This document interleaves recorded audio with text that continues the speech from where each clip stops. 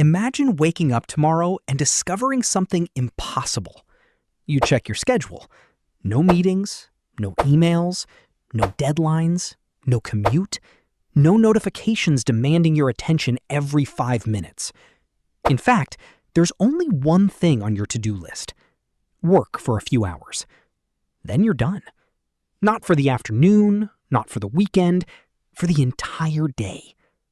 For most people today, that sounds like a fantasy, a luxury reserved for the rich, or the retired, or people who somehow figured out a secret the rest of us missed.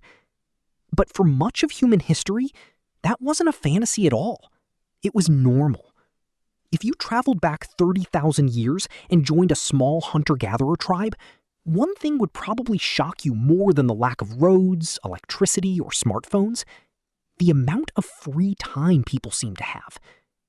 Most of us imagine ancient humans trapped in a never-ending battle for survival, running after animals, searching desperately for food, struggling every minute just to stay alive. Movies love this version of prehistory.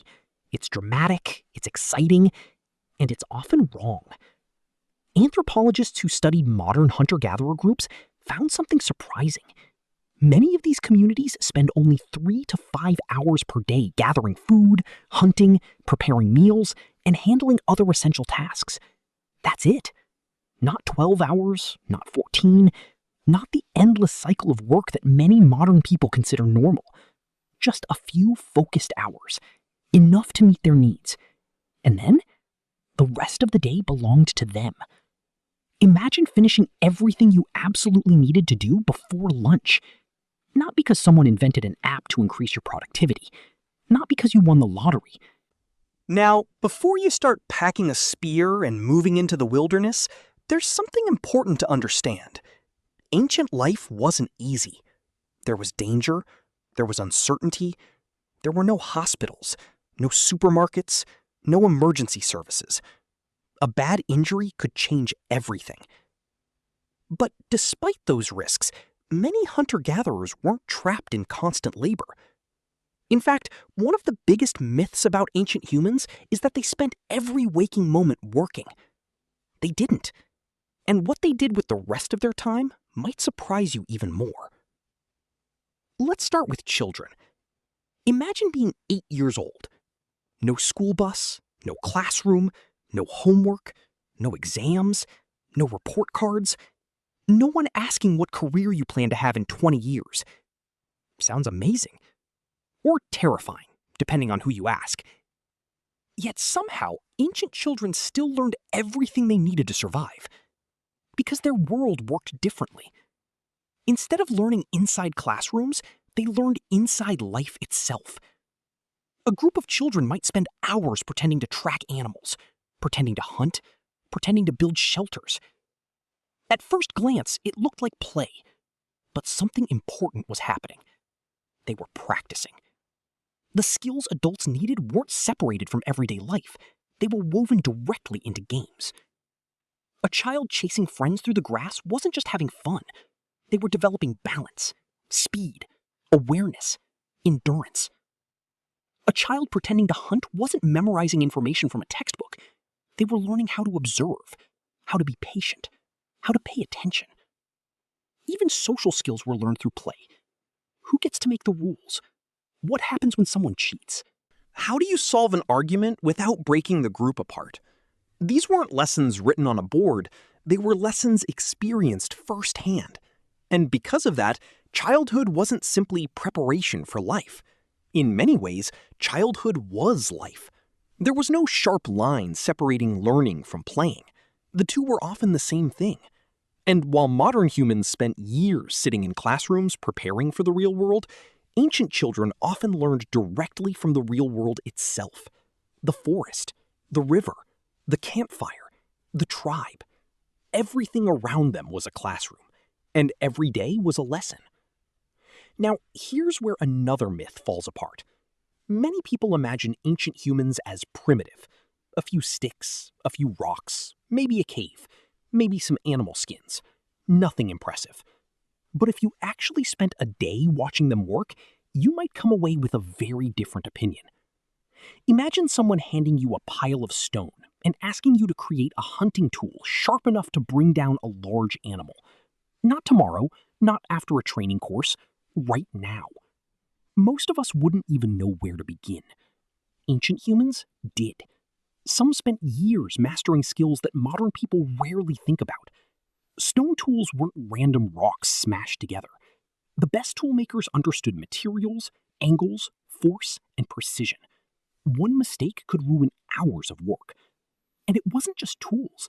Long before factories existed, people were making clothing from animal hides, using bone needles, sewing by hand, creating equipment capable of surviving brutal weather. In some ways, they weren't less skilled than us, they were skilled in different ways. And then there was art. 30,000 years ago, after the day's work was finished, some people walked deep into caves carrying firelight. Not because they needed food, not because they needed shelter, but because they wanted to create. They painted animals, hunting scenes, symbols, images that would survive for tens of thousands of years. Think about that for a moment. These people weren't struggling through every second of existence. They had enough time, energy, and imagination to make art. Not because it helped them survive tomorrow, because humans have always wanted to express something bigger than survival. And perhaps that's one of the biggest misconceptions about ancient life. People assume survival was all they cared about. But humans have never been machines designed only to stay alive. We've always been storytellers, creators, dreamers. And sometimes that creativity appeared in unexpected places, including the hunt itself. Imagine it's the hottest part of the day. The sun is beating down. A group of hunters spots an antelope in the distance. The animal is faster than they are, stronger than they are, more explosive than they are.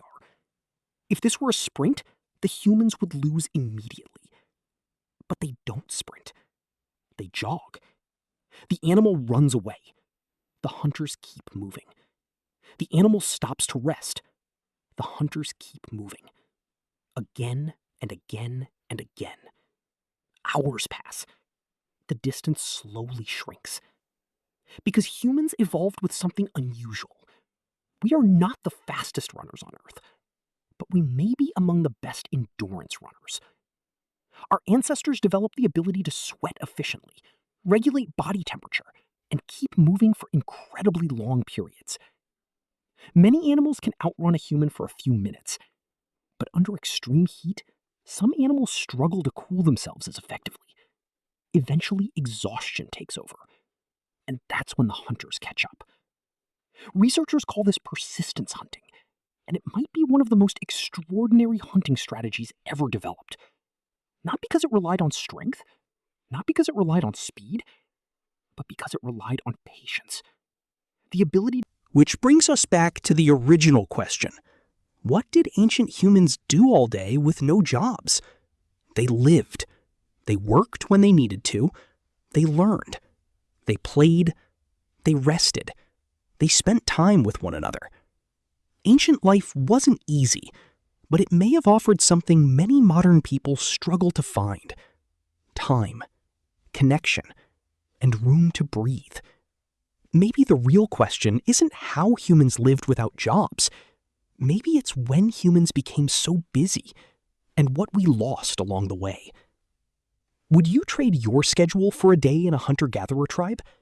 Let me know in the comments.